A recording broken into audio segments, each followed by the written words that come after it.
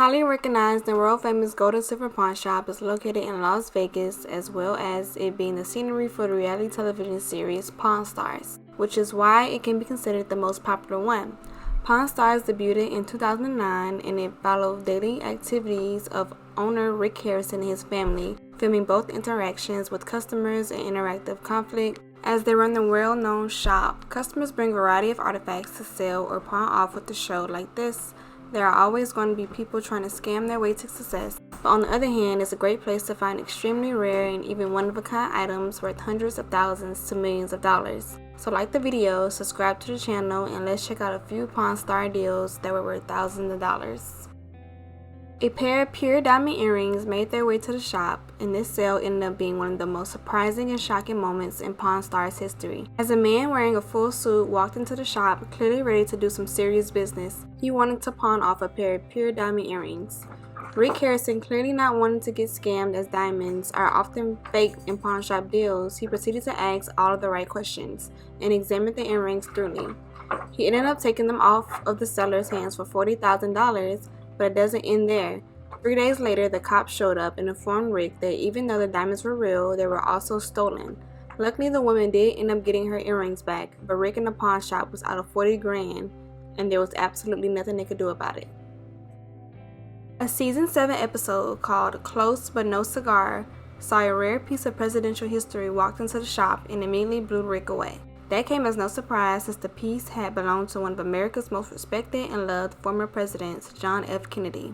So even with it being just a cigar box that once sat on JFK's desk in the Oval Office, it still had a pretty high value, especially to his admirers. The box even included some unsmoked cigars that had great value by themselves. The cigars were the same Cuban ones among the 1,200 that JFK had secured for himself just hours before signing the Cuban trade embargo in 1962. Both Rick and the seller knew that, so both were very aware that the price wouldn't be a low ball price. This seller was asking for $95,000 for the box, but after very hard negotiations, Rick managed to get the price lowered to $60,000. Because another one of JFK's cigar boxes was sold for over $500,000 back in the 90s. Whenever a musical instrument that was once owned by a famous musician makes its way to the market, you know that there will be a heavy price tag attached to it. And that's exactly what happened when a Pawn Star customer walked in with a 1947 Gibson SJ200 guitar owned by the legend Stephen Stills of Stills, Crosby and Nash. As an added icing on the top of the cake, it even came with a receipt and the star's signature. Rick seemed absolutely astounded to see this piece in his shop, but needed to bring in an expert to make sure that it was the real deal. According to the expert, the guitar alone was worth $75,000 to $95,000, but with the celebrity's owner's signature and receipt, the price shot up by another $20,000. Rick was more than happy to take this one-of-a-kind piece off the previous owner's hand for a whopping $85,000.